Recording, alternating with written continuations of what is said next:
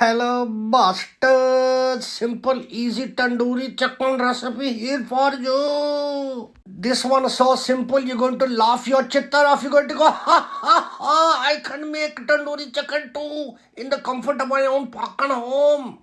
All you need is some tandoori legs. You take the pork and the skin off and you score it the way I've just shown you. If not, get your butcher to do it if you're completely lazy bastard. But if you're buying from the supermarket, you're going to have to do it yourself. You practice a couple of times. It's very, very simple.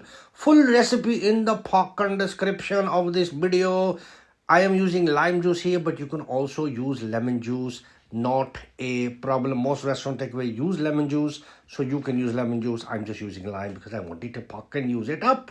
Don't forget, this recipe is yours. You can mix and match and use whatever the fuck you want, but at least use the recipe once. Do it once and then you can start experimenting.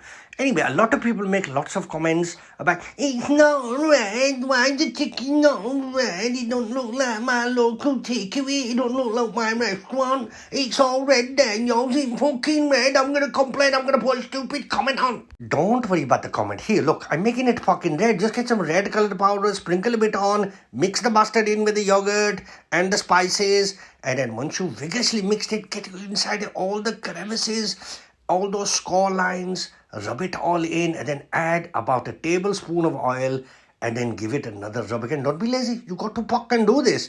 And then we're going to cover this and then marinate it, leave it in the fridge for about at least 3-4 hours. I mean, come on, don't be lazy. Do some prep work, man, prep. Now we're going to get a tray and we're going to butter it, or you can put some oil or grease or whatever you fucking want. Get some W45. I don't give a fuck. You're making it, you're eating it, not me, but I use a little bit of oil, by the way. I preheated my oven to 220 degrees C at furnace state because I'm posh like that, you know. And then what you do is separate these pieces, throw it in. Don't just stand there looking at the pork and oven. Get busy, start washing dishes, do the pork and hoovering, do something, because somebody's going to come back and kick you up the pork and ass, and I know I'm going to get my ass kicked, so I'm going to do the hoovering. Turn these over after about 12-13 minutes. We're going to do the other side, and then after 10 minutes, we're going to turn them around again and then put the grill on max and grill them for 3 minutes so you can get that char grill finish.